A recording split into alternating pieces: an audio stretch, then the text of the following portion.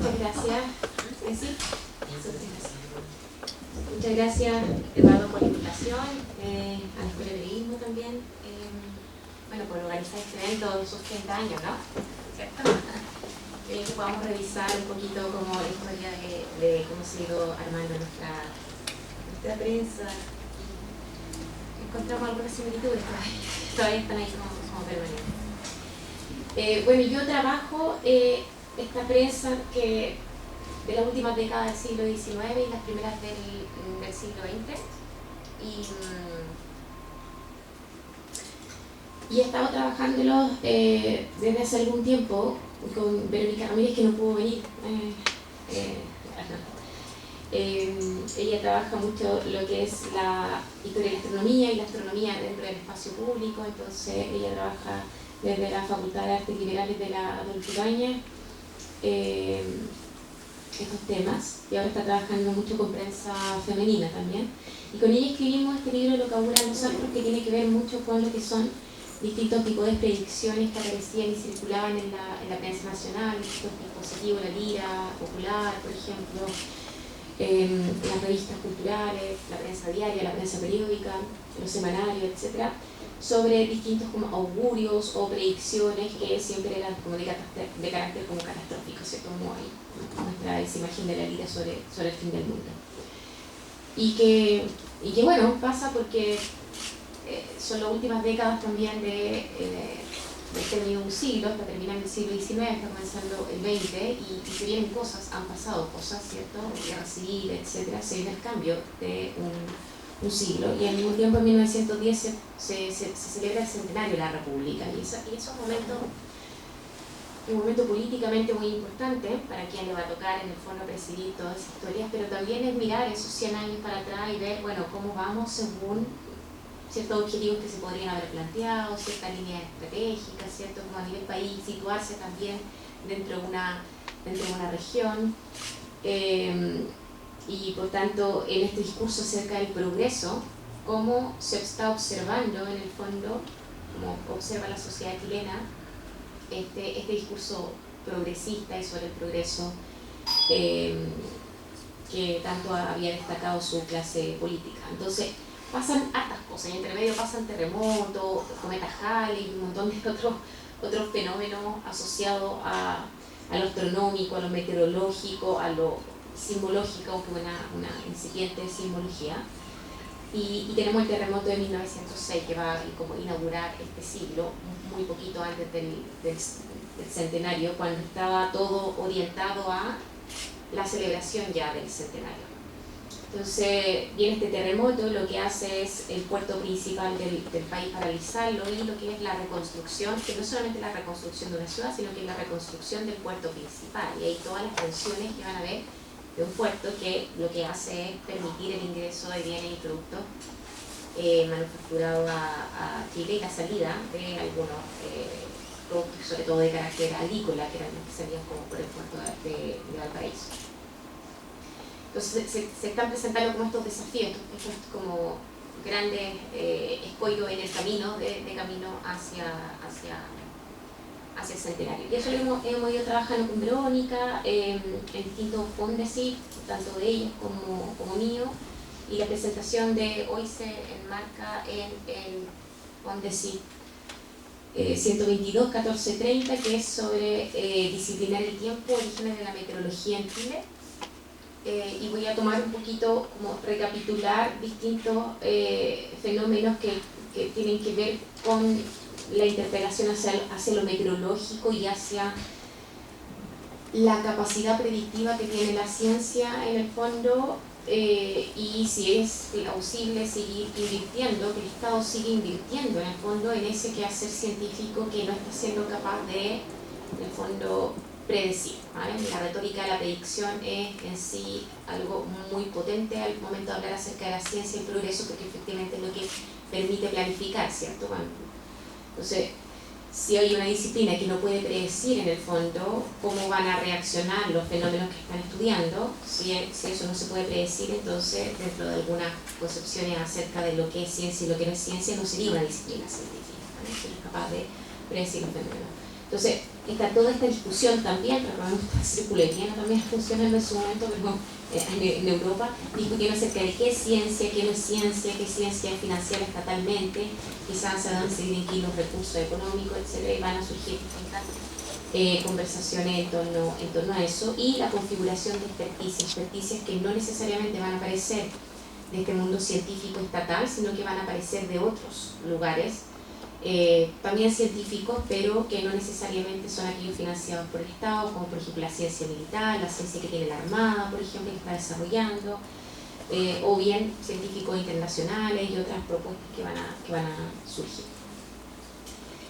Y también está instalándose esta idea de el desplazamiento de ciertos fenómenos que son considerados como catastróficos, como un terremoto, por ejemplo, una erupción del volcán, una gran catástrofe, que es como usualmente lo trabaja la prensa y lo trabajaba la prensa antes de que comenzáramos a hablar acerca de los desastres, ¿cierto? Entonces, esta idea de la catástrofe, y se está instalando cada vez más la idea del riesgo y de cómo poder a nivel estatal manejar en el fondo esos riesgos y disminuirlos. Y esto tiene mucho que ver también, bueno, y obviamente lo podemos encontrar con otras palabras, no acerca de todo se va a hablar de riesgo, por ejemplo. Igual podemos encontrar dentro de la prensa una concepción de desastre. Ocurrió un desastre, por ejemplo, noticia de 1903, ocurrió un desastre en el centro de Santiago con una carreta, el caballo se desmayó. Entonces, para el tipo de desastre urbano, que tiene que ver con el colapso de un edificio, ¿me entiendes? O de una infraestructura, un tema de tránsito, etcétera, se va a tomar el concepto de desastre, pero para todo aquello que es inconmensurable, inmanejable, etcétera, se va a trabajar con el concepto de catástrofe. Por otro lado va a estar las empresas aseguradoras tratando de instalar la idea del riesgo, de que en el fondo no son catástrofes, sino que son riesgos que hay que asumir y por tanto riesgos que hay que lograr manejar y que se pueden de algún modo asegurar, ¿vale? O sea, yo puedo asegurar y pagar, por ejemplo, un seguro para un barco que va a partir de Valparaíso y tiene que llegar a Liverpool, y por tanto le pago a la empresa aseguradora porque no sé si ese barco efectivamente va a lograr llegar o se va a hundir. Y empiezan a surgir también los seguros de incendio.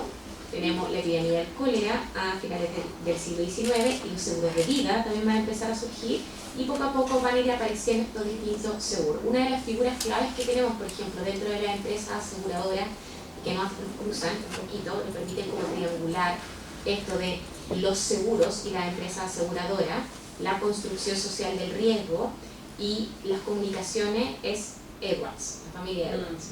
Porque la familia Edwards va a ser la dueña de la aseguradora, es patrono de bomberos también desde los últimos tres décadas del siglo XIX. Va a comenzar a comprar cada vez más medios de comunicación, va a comprar el Mercurio del Paraíso, va a fundar después el Mercurio de Santiago, la última noticia, va a comprar luego casi todas las revistas de carácter magazinesco, ¿cierto? Va a tener que comprarlas todas. Entonces, va a empezar, y al mismo tiempo está instalado como senador, como diputado, etcétera, en la toma de decisiones, y tiene la empresa asegurada. Entonces, bueno, está, ni siquiera que la familia, porque hoy día podríamos hablar de la familia, ¿cierto? Sino que es la persona. Literalmente es la persona. No hay conflicto de interés en el fondo. Y literalmente es la persona dueña de la empresa aseguradora, la misma persona dueña de los medios de comunicación y la misma persona que está ejerciendo su cargo senatorial en ese momento. Y por tanto se está instalando también esta idea. Y así tenemos otros, pero Edwards es icónico en ese sentido para principios de siglo. Entonces, y esto de la idea del riesgo, de la catástrofe, etcétera, lo podemos encontrar a través de estas distintas como conceptos de peligro, las relaciones certeza-incertidumbre, peligro-seguridad, la posibilidad y la probabilidad, ¿cierto? La amenaza y peligro, etcétera. Lo podemos ir viendo. Hicimos un ejercicio hay una base de datos que se me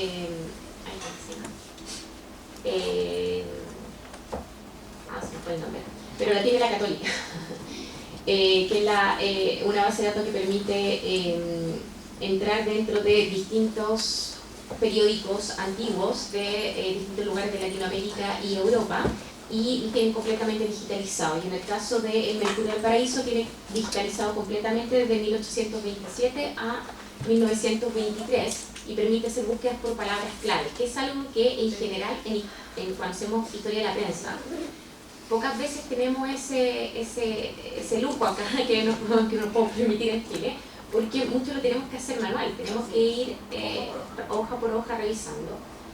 Y lo que tiene esta base de datos es que tiene Mercurio del Paraíso digitalizado casi un siglo, se pueden dar cuenta, como el periódico que más tiene. Tienen el Mercurio de Santiago, pero son como 5 años, algo así. Tienen la Estrella del Paraíso, que son 3 años, y tienen otro, no me acuerdo cómo se llama.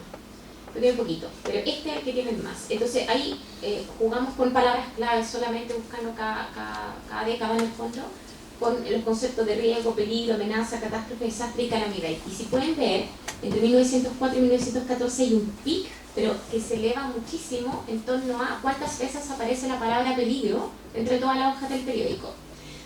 Por supuesto, hay un aumento, el periódico pasa a ser diario, ¿vale? Entonces hay un cambio ahí, efectivamente. Por lo tanto, tenemos más ediciones, tenemos más ejemplares, tenemos más páginas también, hay un aumento de páginas. Pero si se dan cuenta, no baja en 1915 a 1923. Cuando sigue habiendo un aumento de páginas, cada vez más, nos vamos encontrando en 1915, 1923 con un Mercurio del Paraíso que tiene aproximadamente unas 25-30 páginas diarias, cuando en 1904, por ejemplo, nos estamos encontrando con un Mercurio del Paraíso que tiene todavía 7-8 páginas diarias. Entonces, ven que ahí baja el uso de la palabra peligro, aumenta un poquitito el de amenaza, pero tenemos cierto movimiento ahí, que no se condice con el aumento de cantidad de páginas del periódico, sino que hay decisiones en el fondo que se están tomando detrás de usar determinados términos o no, determinados conceptos, etc. Y otros que se van a ir imponiendo por sobre otros. Ese es un pequeño ejercicio que hicimos en clase, con el seminario de investigación en historia de la prensa, que en Alberto Hurtado, que yo trabajaba antes, trabajaba en los USAC, y lo hicimos ahí como buscando y jugando con esa base de datos. Pero era como para mostrarles un poquito cómo se va instalando en el fondo estos conceptos. Y al instalarse no solamente los conceptos a través del uso de la palabra, ¿vale? Porque también podemos decir, mira, es que se viene el asunto como de la guerra, ¿cierto? La Primera Guerra Mundial, pero también la tenemos ahí, y baja. Entonces, sino también el tipo de noticias que van a comenzar a aparecer. Y en la mañana, por ejemplo, se hablaba mucho acerca de este folletín, ¿cierto? Que va apareciendo como por entrega y que va permitiendo, también lo comentaba, va permitiendo también que exista este diálogo también con las audiencias sobre qué es lo que quiere que pase con los protagonistas, ¿cierto? De los folletines. Y lo que van a tener estas noticias de catástrofe, sea de pérdidas de barco, hundimiento, erupciones de volcanes, paso de un cometa que trae algún tipo de peligro, no sé, una predicción de terremoto, un terremoto, efectivamente, es que se van a ir entregando esas noticias por partes. Entonces, yo puedo hablar durante 2 meses acerca de un terremoto porque voy a estar contando distintos elementos y van a estar llegando también distintos tipos de informaciones y van a estar pasando distintas cosas también de cómo ese territorio, esa comunidad está viviendo ese terremoto, ¿cierto? Entonces, durante mucho rato voy a estar informando acerca de esa catástrofe y la gente quiere saber acerca de esa catástrofe. Entonces, eso de algún modo, con Verónica planteamos de que se ajusta bastante bien a estos intereses también económicos que está teniendo la prensa y que se está viendo en el fondo requerida la prensa, ¿no? Con esto de que ya no va a contar con cierto subsidio estatal, en el fondo tiene que instalarse y pensar como una empresa y por tanto comenzar a diseñar y decir ya qué tipo de audiencia quiero llegar y por tanto a qué tipo de avisaje en el fondo voy a tener dentro de mi periódico, mi revista, etcétera, por el tipo de audiencia al cual estoy llegando. Entonces, se está modernizando esta industria editorial, la prensa está entrando dentro de estas lógicas de una empresa comercial.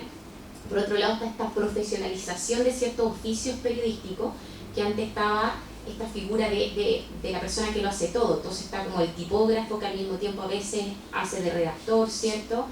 Donde las personas van y escriben algo, reciben un pago a cambio de ciertos escritores o escritoras, pero se empieza a profesionalizar en el sentido de que comienzan, por ejemplo, a tener corresponsales en ciertas zonas que les van a escribir y van a informar de lo que está ocurriendo, y eso va a ser un trabajo de pago.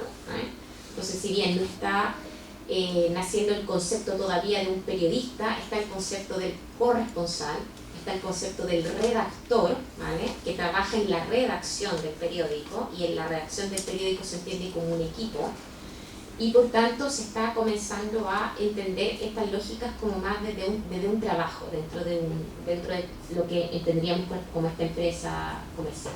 También la ampliación de esta audiencia, de estas distintas formas de lectura que se hablaban en la mañana, lecturas también que son a voz alta, ¿cierto?, no solamente dentro del espacio íntimo, familiares, sino también en lugares públicos, las lecturas dentro de los bares, la lectura en los momentos de mientras comían, almorzaban, no sé qué, los trabajadores, cenaban los trabajadores dentro de la misma empresa, y se reunían y tenían esa media hora para comer. Bueno, ahí era donde se aprovechaban de hacer estas lecturas públicas, en los bares, como ya dije, y también en todas estas escuelas nocturnas que van a instalarse, sobre todo en la clase obrera, que son estas escuelas para enseñar a leer a obreros, operarios, etcétera, que se articulan dentro de los mismos sindicatos, y ahí también van a ser lugares donde se van a estar leyendo, y se van a estar leyendo a esta prensa, muchas veces también de forma crítica, etcétera. De hecho, Gramsci, por ejemplo, va a criticar mucho lo que es la prensa de inicios del 20, va a decir, esta prensa que le está llenando de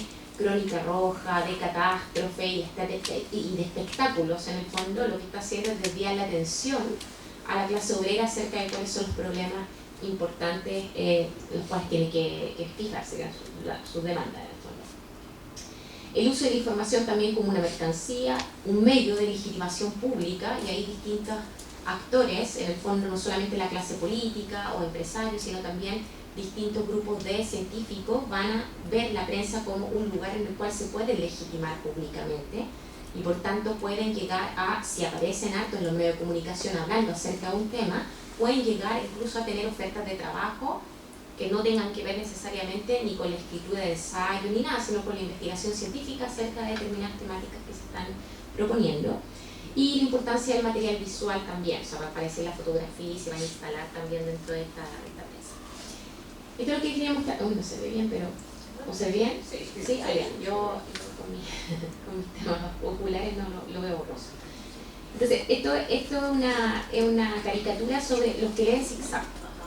Entonces, a mí me gusta mucho mostrar esta porque en el fondo va mostrando estas distintas audiencias, ¿cierto? Tenemos ahí como un poco ahí al medio. No sé.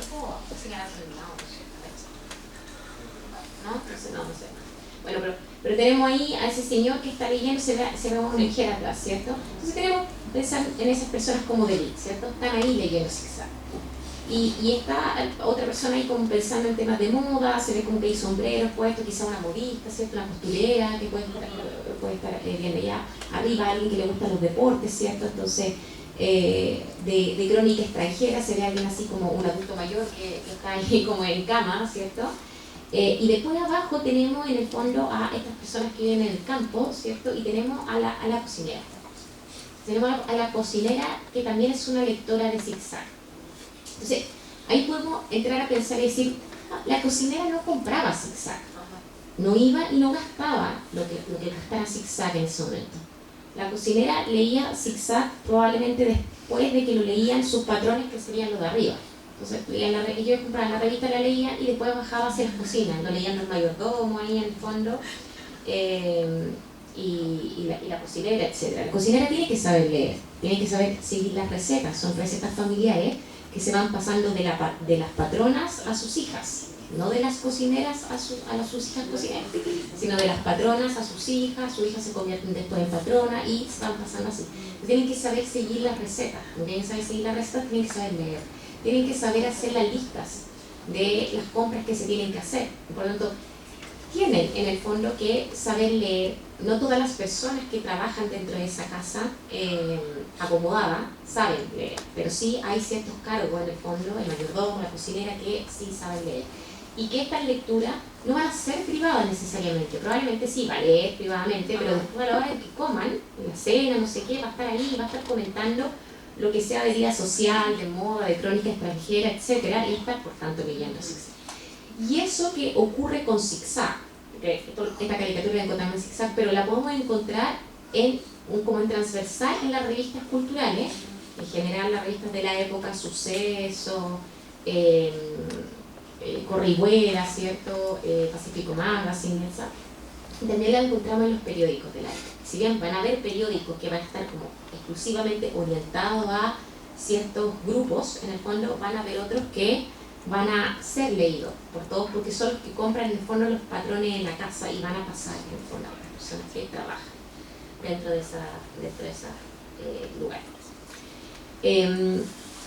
Entonces me gusta mucho esa imagen de Zigzag, porque permite comprender cómo estas ideas acerca del riesgo, de la catástrofe, de quienes tienen la experticia en el fondo, se van a ir instalando en distintas audiencias, en distintos públicos, no solamente en públicos que sean tomadores de decisiones o grupos de élite, sino que van a ir entrando en el fondo en distintos grupos.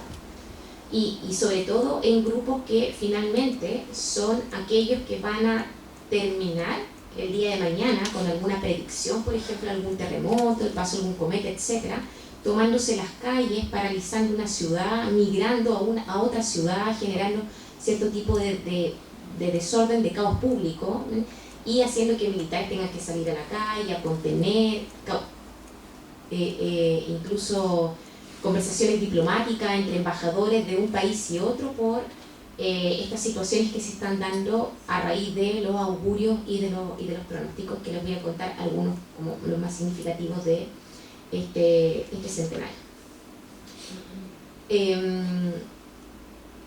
Uno de esos es el caso del terremoto de 1906, que es el terremoto de Valparaíso de 1906, y que después que el terremoto sucede, aparece el Mercurio señalando de que había sido un terremoto que había sido anunciado. Que el Mercurio, tanto de Santiago como de Valparaíso, habían recibido una pequeña carta de la sección meteorológica de la Armada, que no era parte de la meteorología de la Armada, informar en periódicos civiles los pronósticos acerca del tiempo, de cualquier tipo de fenómeno. Pero en particular, el del 16 de agosto de 1906, el director de la sección meteorológica de la Armada lo decide, en el fondo, informar dentro de un periódico público y no solamente dentro del boletín marítimo. Y lo informa, y se puso ahí como una pequeña cosita. De hecho, se le cambiaron palabras, incluso, o sea, no era algo muy preciso tampoco. Pero lo informa, el Mercurio del Paraíso y el Mercurio de Santiago. Y después del terremoto, como el Mercurio había en el fondo informado esto, tenía la carta de la sección meteorológica, lo que hacen es plantear de que el terremoto había sido anunciado por la sección meteorológica y que el Mercurio había sido el primer periódico en el fondo, anunciar el terremoto antes que pasara, que era algo que funcionaba muy bien. Uno lo piensa como en marketing, es como el terremoto pasó.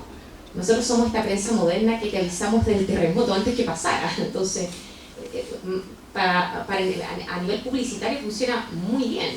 Y el periódico lo fue trabajando, además, muy bien, porque luego siguió utilizando la sección meteorológica de la Armada y pidiéndole pronóstico, y por tanto lo ponía en la sección de la primera plana, en la sección de avisaje, hacia la derecha, en el fondo, este anuncio de no más terremoto con el capitán Middleton. Entonces todos los días lo iban poniendo de que el capitán Middleton, que era el jefe de la sección meteorológica de la Armada, anunciaba que no iba a haber más terremoto. Entonces, y lo fue trabajando así, y resultó bastante bien. Aparte, el Mercurio materialmente tuvo mucha suerte para el tema del terremoto, porque la sede que estaba en Valparaíso no sufrió daño, su imprenta.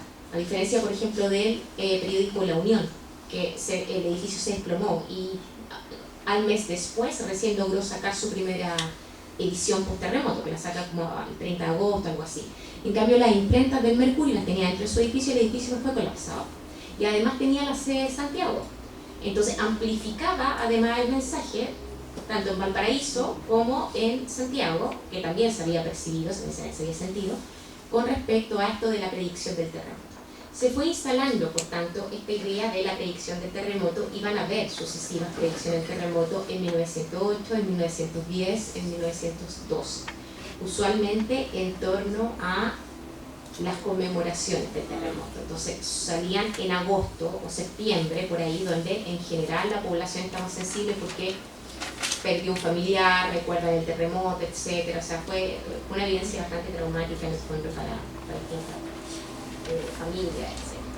Entonces, con este primer momento, que en el terremoto de 1906, lo que va a hacer el Mercurio es plantear que la experticia sísmica, la experticia en torno al terremoto, está en la meteorología, está en la sección meteorológica de la Armada. Lo tienen los marinos. Los marinos son quienes en el fondo habían logrado anunciar ese terremoto y por tanto es allí, ¿vale? Es la sección meteorológica de la Armada la que va a poder en el fondo investigar, estudiar, liderar cualquier comisión con respecto a los terremotos. Por otro lado, el gobierno central lo que va a tratar de hacer es crear un servicio sismológico en donde la Armada forme parte de esa red, pero no esté concentrado en la Armada.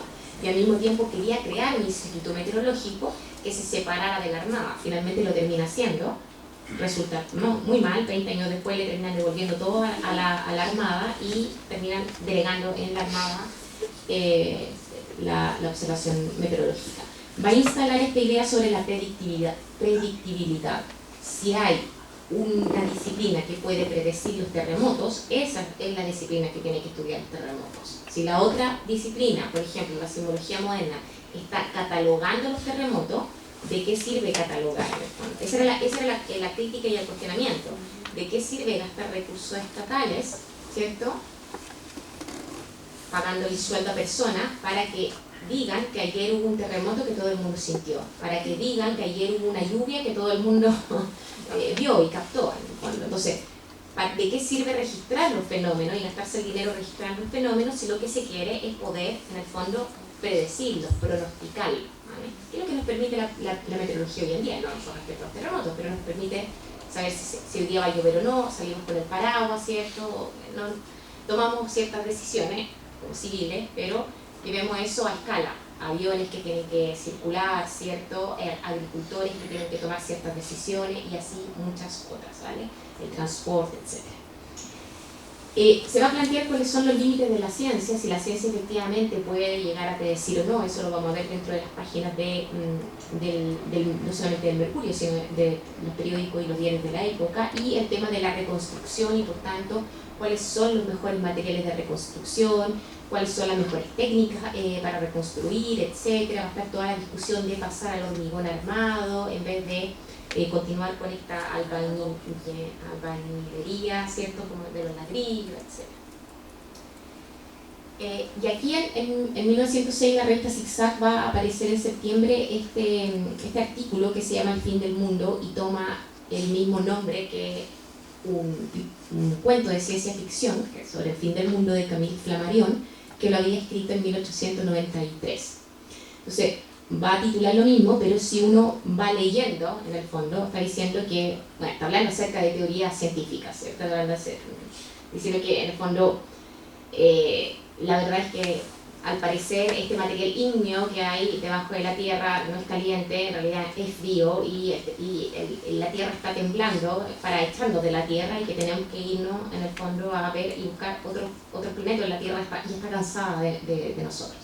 Bueno, por ahí va.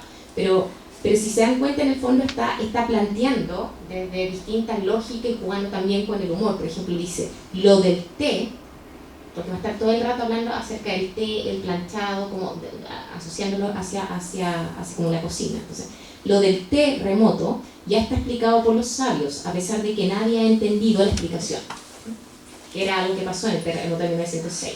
Lo explicaron de todos lados, lo explicó todos los astrónomos de la época, los geólogos, etc. Nadie entendió por qué había temblado. Estamos en un periodo pre-teoría de placas tectónicas, todavía no se sabe en realidad el origen de los terremotos. Entonces, Nadie ha entendido la explicación, porque aunque diga Mr. Curtis, él era el director del observatorio del Cerro San Cristóbal, que era un observatorio perteneciente a Estados Unidos, al Lick Observatory. Porque aunque diga Mr. Curtis que él se explica lo que ha pasado, yo también me lo explico, con la diferencia de que para eso él cobra sueldo y tiene casa en la punta del cerro, en el Cerro San Cristóbal. Pero él por su gusto se ha subido a San Cristóbal. Otro a quien habrá que decirle, explíquese usted, es a Obrecht. Obrecht era el director del Observatorio Astronómico Nacional, un observatorio estatal. Este buen señor que negó la existencia de un cometa en vez pasada, se ha quedado ahora mudo, no sabemos si de terror o de espanto. Pero por algo es director del observatorio y ahora sí que viene bien que dé explicaciones de lo ocurrido. El fenómeno sísmico, que ya parece bien mico, por lo que se repite, se debe a la corteza terrestre y no a la miga, como parecía natural. En lo de la corteza, todos los sabios hablan eso como la corteza del pan, corteza de la miga, ¿vale? En lo de la corteza, todos los sabios están de acuerdo porque son todos aficionados al pan. El planeta que habitamos algunos, porque también hay mucha gente sin habitación por no poder pagar los alquileres, este planeta podrá tener por dentro todas las materias ígneas que algunos suponen, pero ese fuego es indudable que se va apagando poco a poco, y la prueba de ello está en que cada año que pasa vamos teniendo más frío, dice, ¿vale? Más frío en invierno, y si no fuera por el sol, hasta en verano tendríamos que llevar abrigo. La prueba de que el calor viene de arriba, del cielo, y no de abajo, está en tener los pies helados. Aludo a las personas finas, naturalmente. No niego que hay muchas gentes ordinarias que transpiran por todas partes, pero a medida que la humanidad va progresando y haciéndose más distinguida, es menor el número de los que viven del trabajo corporal y se lavan poco.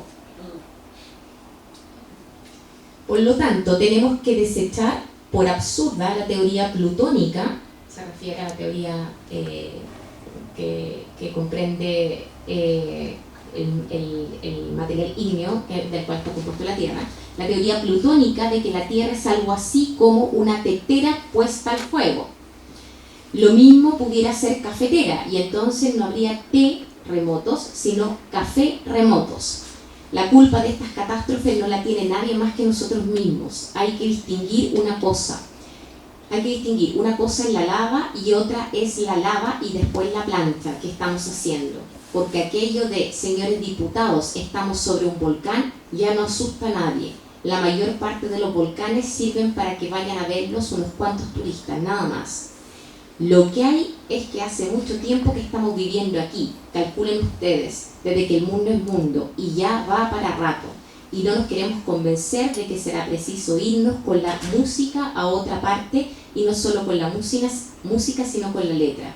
El planeta demasiado aguante ha tenido soportándonos durante tantos miles de años sin cobrar por ello ni un centavo, antes bien permitiendo que nos lo repartiéramos a nuestro gusto, dejando a este que comprara una casa, a aquel otro un terreno, al de más allá un fondo, a muchos que pusieron líneas férreas y a todos que ganaran lo que se les antojase. El planeta ya está harto de nosotros. Hay otros astros en el espacio y quiere que nos mudemos a cualquiera de ellos. Pobre Tierra, que de cuando en cuando debe aburrirse de sentir tanta hormiga que da vueltas por encima de ella y claro, en cada sacudida no queda sino la tendalada. Voy a volver a la lámina anterior, porque ahí se ve en el fondo esa migración, ¿cierto? Está en la caricatura el planeta así como sobresaturado, ¿cierto? Y yéndose a otro planeta que tiene cara como de asco, entonces no nos quiero recibir tampoco. Entonces, esto yo busqué... ¿De qué fecha es eso que está mirando? Zigzag 1906, de septiembre. 1906.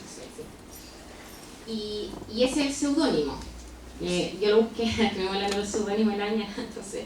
yo lo busqué en el índice de seudónimos de López y no aparecía.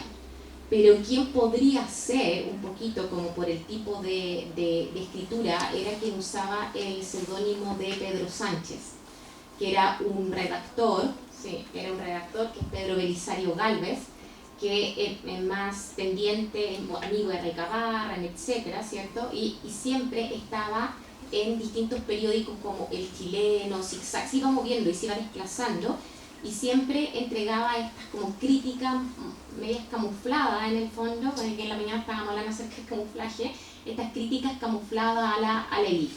¿Sí? Porque si ustedes ven, no está hablando nada serio. O sea, está diciendo de que las explicaciones que se entregaron sobre el terremoto no convencen. Menciona a dos actores importantes, que es Curtis y Obrecht. ¿Qué había pasado? Que con el terremoto de 1906 se habían generado todos los campamentos, aquí iba a decir, aquí en Valparaíso, ¿no? En Valparaíso. Que está muchas veces en Valparaíso, hablando de todo. En Valparaíso se explicaba porque efectivamente las casas se habían caído. Entonces, cuando las casas se habían caído, la gente efectivamente tuvo que armar campamentos. Pero en Santiago, donde el terremoto se había sentido fuerte, las casas no se habían caído. Pero lo que pasa es que la gente tenía miedo de volver por si habían otros temblores, y la casa, después de vivir un temblor tan grande, un terremoto tan grande, bueno, en el fondo se podía caer. Entonces se habían instalado distintos tipos de campamentos en Santiago. ¿Y qué es lo que pasó? Pasó que el presidente le pide a Obrecht, que era el director del Observatorio Astronómico Estatal: necesito que me diga si va a seguir temblando o no, y si va a haber un terremoto igual o peor a este, para poder mandar a la gente a su casa. Entonces Obrecht le dice: si el sismógrafo que tenemos acá se rompió, no sé si ustedes sabían que el sismógrafo del Observatorio Estatal se había roto con el terremoto de 1906. Sí, no tenemos nada que decir, por eso dicen Obrecht se ha quedado mudo. Entonces, ¿qué hace el presidente? Dice, el presidente no puede mandar a la gente a su casa sin tener algo sobre lo cual, en el fondo, validar esa orden, porque va a ser una orden con fuerza de ley. Se acaban los campamentos, se va la gente a la casa, y tiene que ser con algún tipo de fundamento para que esa gente no se subleve y no decida quedarse ahí, se generen desorden, etc. Entonces le escribe a Mr. Curtis, que Curtis es el director del Observatorio del Cerro San Cristóbal. Y la crítica está en que Curtis dice: sí, el terremoto de 1906 en el fondo es como un efecto escala del terremoto de San Francisco de abril. Entonces, como tembló ahí, va como un efecto dominó, y después termina temblando en Chile unos meses después. Esa fue la explicación. Y cuando le manda la carta a Curtis, le dice: Obrecht no nos va a decir si va a seguir temblando o no, necesito que ustedes nos digan si va a seguir temblando o no, y les recuerdo que ustedes están, eso es lo que dice la carta, con la venia del gobierno sin pagar nada dentro de los espacios del Cerro San Cristóbal, cuando ya habían instalado el observatorio y eso estaba gratis ahí. Entonces Curtis responde: sí, no va a temblar. Así como prácticamente, ¿qué quiere que digamos? Que no va a seguir temblando, no va a haber ningún... Manda el comunicado, se imprime el comunicado en el periódico, y abajo: decreto con fuerza de ley, hoy día a las 3 de la tarde tienen que estar todos los campamentos disueltos, si no van a salir los militares a la calle y los van a disolver ellos. Se manda toda la gente a la calle en Santiago. Y se retoman todas las actividades, vuelven los colegios, etc. Se retoma la vuelta a la normalidad, ¿cierto? Se vuelve a la normalidad. Como la pandemia. Tal cual, exactamente. Como el asunto de la pandemia. Se termina la pandemia por decreto. Entonces, pero se termina necesitando en el fondo eso, esa evidencia científica detrás. Y por tanto se va a validar a la astronomía, como la astronomía que sabe de terremoto. Valparaíso va a estar validando, los periódicos de Valparaíso, a la meteorología y a lo que está diciendo, en el fondo, la sección meteorológica de la Armada, y el mismo periódico, la misma empresa editorial en Santiago va a estar validando la astronomía, como la astronomía en la que puede, en el fondo, predecir o pronosticar si van a haber más terremotos o no. Ese es un ejemplo, y un ejemplo bien icónico acerca de lo que va a ir pasando después, porque resulta que después va a venir el Halley. A los 4 años después viene el paso del Halley. Entonces, 2 años antes, cuando ya se empieza a hablar del Halley, se empieza a hablar de que la cola del cometa va a traer ciertos problemas, ¿cierto? Y va a traer ciertas enfermedades, porque va a tener unos niveles de toxicidad altos, etc. Y por tanto, muchas predicciones en torno al impacto que va a tener el Halley, y que si efectivamente va a chocar o no va a chocar con la Tierra, si los cálculos están bien hechos o no, etc. Se va a volver, por tanto, a cuestionar a la astronomía en la época, y al mismo tiempo en ese minuto va a existir un cambio de la dirección. Obrecht va a dejar de ser el director del Observatorio Astronómico y va a comenzar a ser Richthofen, que es un alemán. Entonces, va a aparecer en el fondo en distintos lugares que el mundo se va a acabar porque la Tierra va a chocar con el Halley, Pedro Montt observando el Halley, ¿cierto? Pedro Montt se va a enfermar después, Ristenpark, que va a estar ahí en el fondo liderando el tema del cometa cuando se está cuestionando al Observatorio Astronómico Nacional porque en ese momento está haciendo nuevas instalaciones en los espejos y se está gastando un montón de plata. Se ha mandado a comprar unos lentes que no están llegando, lentes astronómicos me refiero. Hay un lío ahí a nivel presupuestario gigante que va a terminar finalmente con una auditoría, con el suicidio del director del observatorio, o sea, todo un asunto realmente sobre malversación de fondos importante, y va a aparecer nuevamente el Halley como un fenómeno del cual se va a estar hablando en prensa constantemente, van a estar apareciendo en portada, etcétera, como un evento peligroso, pero es al mismo tiempo un riesgo para hablar de otros riesgos. Entonces, se utiliza el Halley, por ejemplo, para hablar acerca del riesgo político que implica que Montt se enferme. El Halley que implica el riesgo de la inversión estatal acerca del traslado a los espejos en el caso del Observatorio Astronómico Nacional. El Halley como el impacto que puede tener con la Tierra, como el riesgo a unas conversaciones bilaterales que están sucediendo con Argentina en ese minuto sobre unos problemas limítrofes que hay en el sur.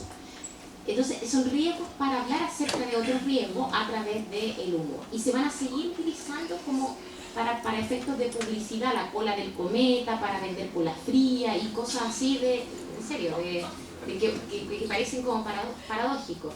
Y también mucha publicidad, en el caso de las predicciones de terremotos, que dicen anuncia terremoto para vender pantalones, chalecos, descuento en corte de pelo, etcétera, porque saben que la gente va a mirar eso rápidamente porque es algo que está instalado en el fondo de la prensa. Si aparece algo que dice habrá terremotos, anuncia terremoto, no sé qué, las personas van a mirarlo. Entonces se instala también como a nivel publicitario el asunto. Y finalmente también rodeando un poquito este centenario, porque el Halley se espera el Halley para 1910, justo lo que es el centenario de la República. Entonces son momentos también para evaluar y donde se está cuestionando, ¿estamos realmente donde queremos estar como país en este minuto o no estamos? En el fondo, mucha de la gente que va a estar escribiendo en prensa, y estos humoristas, sobre todo los humoristas, los caricaturistas, van a estar cuestionando esta idea de progreso. Estos científicos que no son tan científicos, donde se van los dineros estatales para registrar cosas que en realidad todo el mundo ha visto, ha vivido, ha percibido, ¿cierto? Dineros públicos que no están pensados bien, esta idea del progreso que no está cumpliendo las expectativas que se suponía que iban a cumplirse, ¿no? Esta idea del progreso, que el progreso económico nos va a llevar al progreso social. Y esa promesa no se está cumpliendo de cara al centenario. Entonces la crítica y el cuestionamiento está ahí. Y van a venir estas predicciones de terremoto, con respecto al peligro del terremoto, la amenaza económica también, en el sentido de que no se va a fiar. Esta es una caricatura, no se alcanza a leer, bueno, aquí tampoco la alcanzo, pero algo así como, dígame señor, ¿puedo pagar esto? Lo puede anotar en mi cuenta en el fondo. Entonces le dice, no, porque hay anuncio de terremoto, entonces hoy día no se fía, ¿no? Entonces porque no se sabe qué es lo que va a pasar después. Entonces, como no se sabe qué es lo que va a pasar después, hoy ya se deja de fiar, se deja de prestar en el fondo el dinero. Pero porque se está instalando también la idea de esta amenaza económica, de las bolsas que prontamente van a empezar a colapsar, porque vamos a tener en estas primeras décadas en el fondo las caídas de las bolsas, en el fondo, las caídas de los mercados. Entonces está instalando también la idea de la amenaza económica y del peligro económico que eso va suponiendo. Y en este caso, con respecto a la predicción del terremoto, va a haber todo un cuestionamiento al Servicio Sismológico Nacional, al Instituto Meteorológico, por estar registrando y no pronosticando, que es lo que la ciudadanía en el fondo estaba pidiendo. Los agricultores necesitaban el pronóstico del tiempo. Entonces, confiaban mucho más en los marinos, ir a pedirle a los marinos el boletín marino con los pronósticos, aunque se tuvieran que pegar el pique y tuvieran que armar una red que no tiene mucho sentido, porque debería ser la Quinta Normal de Agricultura la que te entregara en el fondo el pronóstico, pero como la Quinta Normal de Agricultura se había convertido en el Instituto Meteorológico, ahora estaba solo registrando. Entonces ahora hay que ir a pedirse a los marinos, para saber en el fondo qué decisiones tengo que tomar a nivel agrario. Y en cuanto a los terremotos, era una cantidad considerable de dinero que se le estaba pagando además a un conde, francés, etcétera, con unos sueldos bien estratosféricos, y que por tanto había mucho cuestionamiento ahí de decir, oye, pero estas personas se dedican a notar los terremotos y los temblores que hay en todo el país y a sistematizar esta información. Pero resulta que va a seguir temblando, que las casas van a seguir cayendo en el fondo, y por tanto, ¿qué es lo que va a pasar aquí en el fondo? ¿Para qué se está invirtiendo toda esta enorme cantidad de dinero ante una respuesta que no se puede dar necesariamente? Entonces, que la ciencia no está pudiendo dar en ese momento. Y la clase política no está pudiendo dar porque tampoco está entendiendo muy bien para qué está invirtiendo realmente. Entonces, esta es sobre la predicción de 1912, que, bueno, esta como recortes de prensa para que vean que apareció durante aproximadamente 3 semanas, 3 a 4 noticias en la última noticia, en Mercurio, los distintos magazines, etcétera. No responden solamente a la línea editorial de un medio de comunicación o de una empresa periodística, sino que se iban replicando. El ferrocarril también hizo eco en su momento, está en su último día, su penúltimo año, ¿cierto?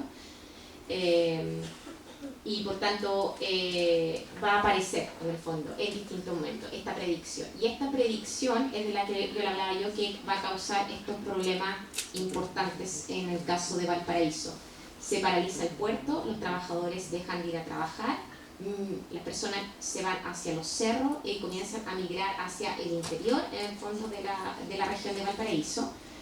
Esto 4 días antes de que se anuncie, porque eran distintos fenómenos atmosféricos y sísmicos que estaban ahí anunciándose, y por tanto cada uno de esos empieza a cumplirse. La lluvia sucede en el día que tenía que pasar, el día nublado en tal momento, no sé qué, y se está entonces esperando que venga el terremoto. Entonces se ha paralizado el puerto. Finalmente lo que se tiene que hacer es hablar con el embajador que se encuentra en Londres, para que vaya a Liverpool y viaje a hablar con el pronosticador, que es el señor Cooper, y le pida a Cooper en el fondo que escriba una carta al diario diciendo que el pronóstico no es real. Entonces Cooper dice, bueno, es que yo nunca mandé un pronóstico de que iba a haber un terremoto. Lo que mandé fue una carta a mi embajada privada diciendo, fíjense si hay estos fenómenos porque estoy tratando de probar mi teoría. Entonces yo en realidad nunca hablé con nadie en la prensa. Esto como que fue algo que se filtró. Entonces, yo no puedo escribir algo que nunca fue real, una fake news. Exactamente. Entonces, bueno, lo tratan de presionar. Finalmente Cooper termina cediendo y escribe una carta de que terremoto no habrá, pero esa carta no llega a tiempo. Entonces ese día, la gobernación, todo el mundo se queda esperando el terremoto, salen todos los marinos a la calle, ¿cierto? Se declara como estado de sitio, o sea, bueno, emergencia. Y no hubo terremotos finalmente. Pero solo para que vean como que ese nivel de impacto que causaban en el fondo estas noticias relacionadas con catástrofe, se hablaban se hablaba en el Parlamento. Durante 2 semanas se estuvo hablando, ¿qué acciones podemos tomar? Bueno, que vaya el ministro y hable con no sé quién. Todas esas son decisiones que se van tomando a nivel de la clase política. La sociedad efectivamente se mueve, paraliza un puerto completo por el temor a que haya un terremoto, porque ese era el nivel en el fondo de impacto social que lograban tener estas predicciones en torno a ciertos riesgos. Entonces, bueno, a modo de cierre, la estrategia retórica que van a utilizar los periódicos con respecto a la predicción científica, tanto de burlarse, ¿vale?, de ella, como de necesitarla al mismo tiempo, como que se da esa dualidad, ¿cierto?, va a ser también para hablar de riesgos sobre otros riesgos, el riesgo de invertir en algo, por ejemplo, que no está dando los frutos, el riesgo de algo que puede llegar a pasar, el riesgo como impacto que va a tener sobre el comercio, la seguridad pública, los modos de producción, la economía, esta expectativa, intereses y necesidades para definir las experticias. Vamos a ver que en Valparaíso se van a legitimar una experticia, la de los marinos, los meteorólogos, y en Santiago, incluso el mismo periódico está legitimando otra experticia, la de los astrónomos, porque en el fondo están sirviendo para la necesidad, la toma de decisiones, en el fondo políticas que se están tomando. Y el discurso de la ciencia también para plantear lo que se ha logrado y no logrado de cara o alrededor del centenario, porque son discusiones del centenario que no terminan en 1910, o sea, se van a prolongar igual hacia 1912, 1915, a seguir hablando acerca del centenario, de lo que no hemos logrado en el fondo en 100 años como país republicano, como república. Con eso cierro.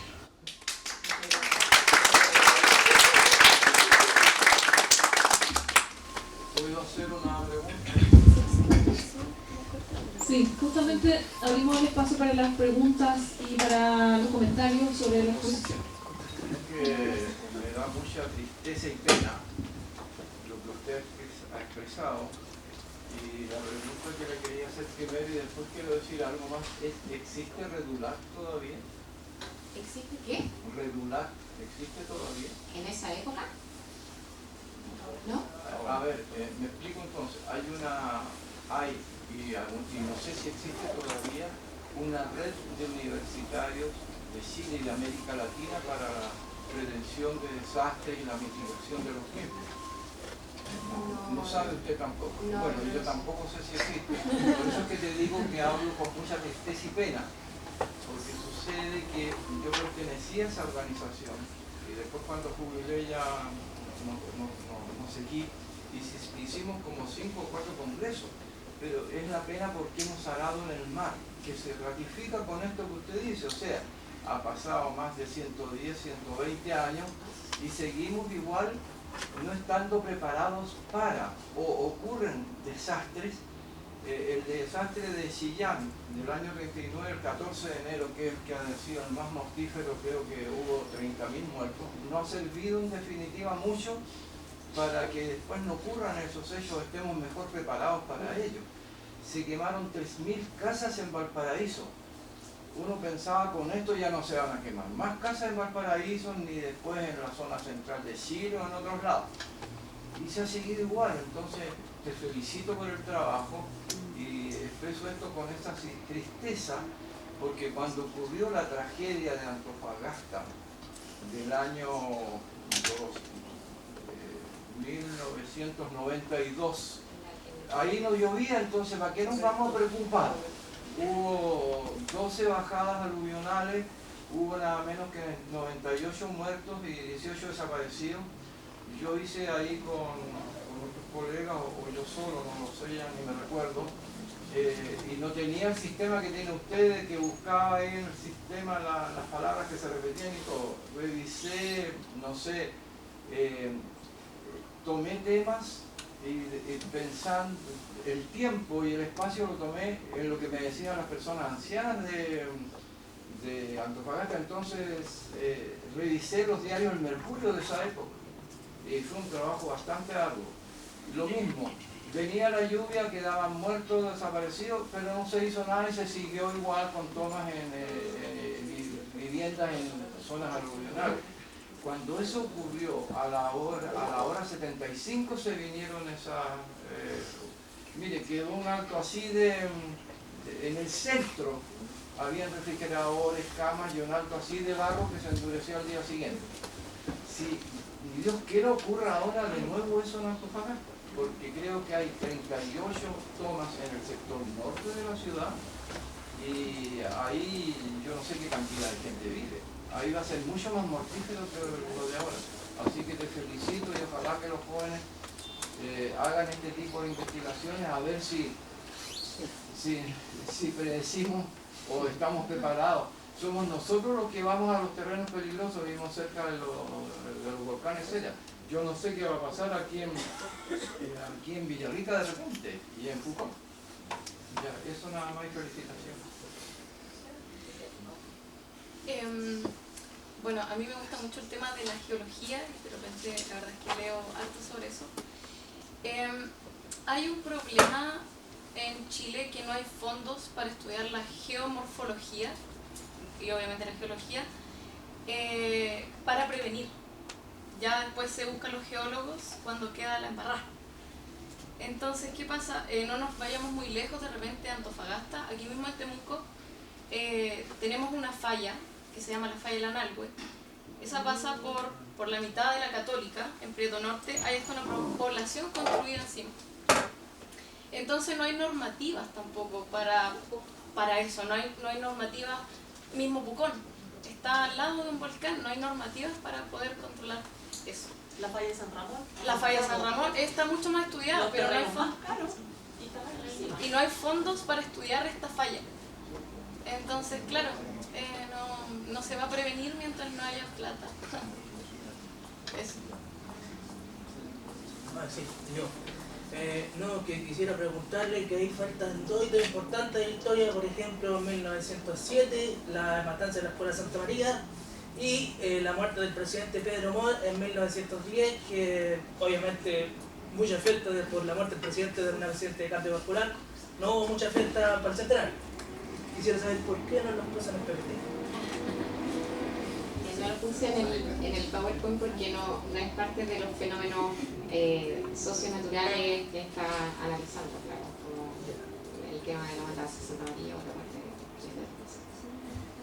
Me viene la duda al final de si una cosa, digo, todo este problema de que no terminamos aprendiendo, si una cosa cultural de Chile, porque ya Chile es el país de los terremotos, tenemos terremotos todo el rato, en catástrofe todo el rato, ya los edificios están hechos para los terremotos, ya nuestras patas están hechas para los terremotos. ¿Será eso? ¿Por qué no se le pone tanta plata?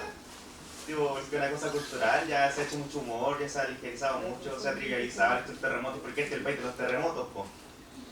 Aquí se tiembla. Se aprovechan. ¿Será eso? ¿Será que no hay miedo ya? Porque cosa todos los días. Yo creo que tiene que ver más con un asunto como de lobby de las empresas de construcción y ese tipo de cosas, la normativa, la aseguradora, tiene que ver como con esa otra lógica más que con un asunto de como cultural, que podemos decir que estamos acostumbrados a los terremotos, entonces por eso no se invierte tanto.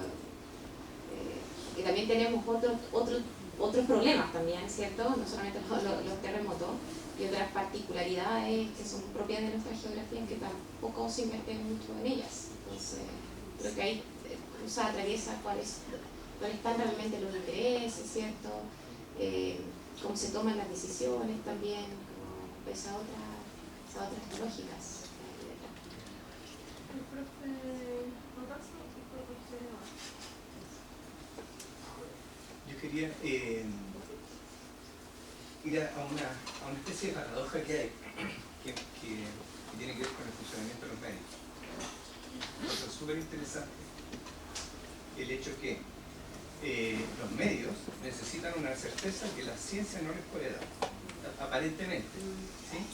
Pero en realidad los medios, una vez que esa certeza aparece, ya no es algo que ellos necesiten contabilizar. Entonces el único espacio donde el periodismo que tenemos puede existir es en el espacio donde la ciencia no tiene certeza. Allí es como un terreno fértil para el periodismo. Entonces es interesante la contradicción, porque finalmente el medio solo puede trabajar donde no hay ciencia. ¿Entiendes? Entonces, cuando hay ciencia, y tú puedes decir fidedignamente, mira, no lo sé, o mira, esto no va a pasar, o sí va a pasar con toda certeza, bueno, ya se acabó, ¿eh? Es un hecho dado. En cambio, en ese espacio de incerteza donde todavía irá a pasar, irá a venir, ya, bueno. Eso me parece súper interesante a propósito de conjugación entre medio y ciencia, porque realmente es como una conversación de sordos. Los científicos se enojan muchísimo con los periodistas y resulta que no pueden evitarlo. Se me ha tocado atestiguar situaciones en las que en una redacción de prensa empieza a haber una preocupación por un riesgo. Y resulta que en algún momento durante el día, cuando ya está preparado toda la portada del diario, con el riesgo que no sabemos si, qué sé yo, tal, una represa se va a desmoronar, resulta que aparece alguien y dice, no, eso nunca pasó. Entonces, es curioso, no se pagan las prensas para sacar ese titular errado, sino que se lo deja un rato más hasta la otra mañana para corregirlo al día siguiente. Entonces, bueno, ahí te queda claro también lo necesitado que están los medios de ese espacio de incerteza. En el fondo son productores de inseguridad. Y la otra cuestión que encuentro súper entretenida es la interacción catástrofes, medios, política. Y eso es fantástico. Me tocó dirigir una tesis de magíster precisamente sobre sobre el tema, es decir, cómo para el gobierno la crisis real no es atender un terremoto o una epidemia, sino aparecer que lo está haciendo correctamente. Entonces hay todo un tema de que se siente como en examen para dar respuestas concretas a la crisis. Entonces también me parece interesante porque en esos casos básicamente los gobiernos se ven obligados a mentir. Si le preguntan, ¿sabe cuántos enfermos hay? No puede decir que no lo sabe. ¿Sabe si esta población está en seguridad? No puede decir que no lo sabe. Entonces se ve como arrinconado y obligado a inventar respuestas de las que no está seguro. O a terminar por decreto una emergencia como el ejemplo que ponía. Muy interesante. Jaime, perdona. Hay un estudio de la UOS, geólogos, con geólogos holandeses, hicieron un estudio de capas estratigráficas. Bueno, el terremoto del año 60 tuvo una característica muy similar al terremoto que hubo hace 220 años, creo. Y 220 años para allá hay otro más. Sucede que en ese periodo de 220 años hay 3 grados 8,5. Está todo estudiado. Las autoridades saben. Va a haber aquí, además de lo que dice la niña de la falla que hay ahí en la Católica, pudo haber habido hace 5 años, puede haber en los próximos 5 años un terremoto 8,5. En cualquier momento. Y no se hace nada. Es lo que estás diciendo. Se miente. Tú has abordado desde la conceptualización de los mitos y rituales generados desde los medios, la reiteración de ciertas escenografías mediáticas en torno a estas cuestiones. Yo desconozco la dinámica de los siglos de la etapa que tú estudias, pero resulta evidente que cuando hay un temblor o algo, vamos a hacer el agua a la tele, nos cuentan un par de cosas, nos hablan de grados Richter, Mercalli, que por la dimensión exponencial que tienen esas escalas no somos capaces de tener una idea siquiera de lo que significa de un grado a otro. Entonces hay una dimensión que es muy ritualista de los medios y que secunda un poco el tema con los mitos en torno a las certezas e incertidumbres que tiene que entregar en esa tensión que se genera a propósito que tiene que comunicar. ¿Tú lo has abordado desde esa dimensión, desde la dimensión crítico-ritual?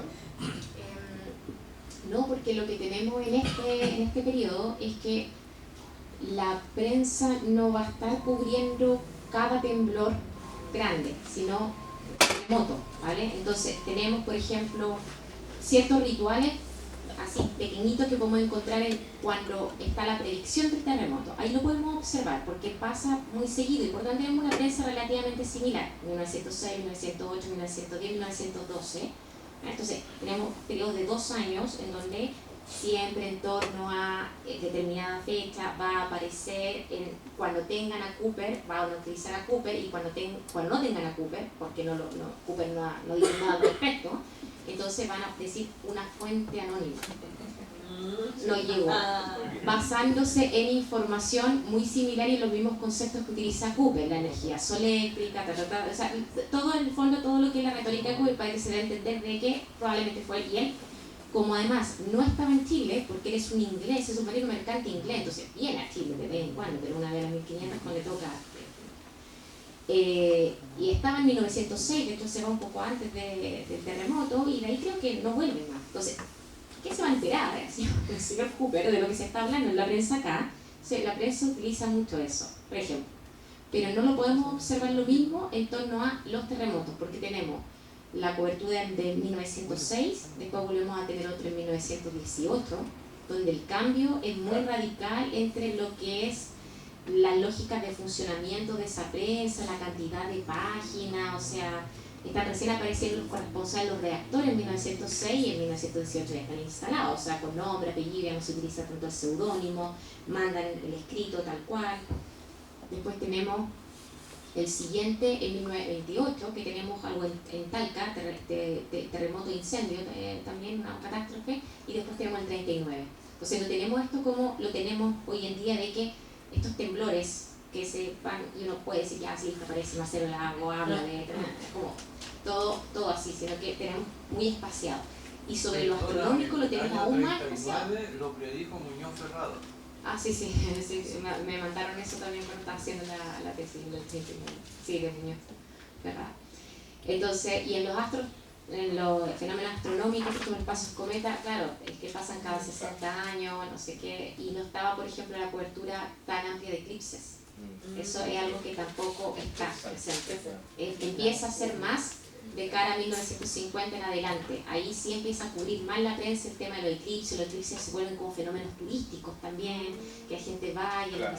pero antes eso está todavía como no explotado tampoco como por la... O sea, que aquí ese fenómeno mítico ritual más bien restringido a la segunda mitad del 20 y nuestra contemporaneidad. Claro, Ya, exacto. vale. Sí, y si lo podemos observar, lo podríamos observar, por ejemplo, con el tema de la predicción. Podríamos ahí establecer ciertos elementos como comunes porque son muy seguiditas, entonces nos permiten decir, bueno, una ciencia que más o menos está funcionando. Igual no estamos comparando 20 años atrás, 20 años adelante. Pero... ¿Nos queda una pregunta? Sí, acá. Gracias, Lorena, por tu exposición. Dos cosas más que pregunta como comentario. Uno, el profesor preguntaba si Redulac seguía funcionando y yo tengo entendido que sí, al menos hasta el año pasado hizo algunos congresos. Y lo otro es que creo que dentro de este panorama que tú planteas y como quienes preguntaban sobre cómo se comunica hoy, hay una oportunidad para los comunicadores, comunicadoras y periodistas, que en el fondo es que hoy día se está hablando de la comunicación de riesgo. Afortunadamente, o sea, claro, uno dice realmente está funcionando o cuál avanzada está. Yo sé que hay una comisión que trabaja en este concepto de comunicación de riesgo asesorando al gobierno. Ahora, no tengo el detalle de cómo avanza, cómo va y si efectivamente sigue activamente funcionando, pero incluso hay una ex estudiante acá titulada, la Susana Buenul, por algunos profesores acá a lo mejor se recordará, que ella también ha trabajado, digamos, en esa comisión, así que hay una oportunidad también ahí, precisamente para los periodistas de trabajar esta temática, si hay alguien aquí que también le guste. Eso. Gracias. Perdona, y la ex ONEMI ahora cambió de nombre. Antes había 1.700 pesos por chileno en la ONEMI. Ahora espero que por cada chileno haya mucho más fondos para predecir, enseñarle a la gente a estar preparada siempre, porque hablamos ya no de continente, hablamos de placas. ¿Nos queda una última o no? Ya, con esto. Nuevamente agradecemos a Lorena Valderrama. Un aplauso por favor.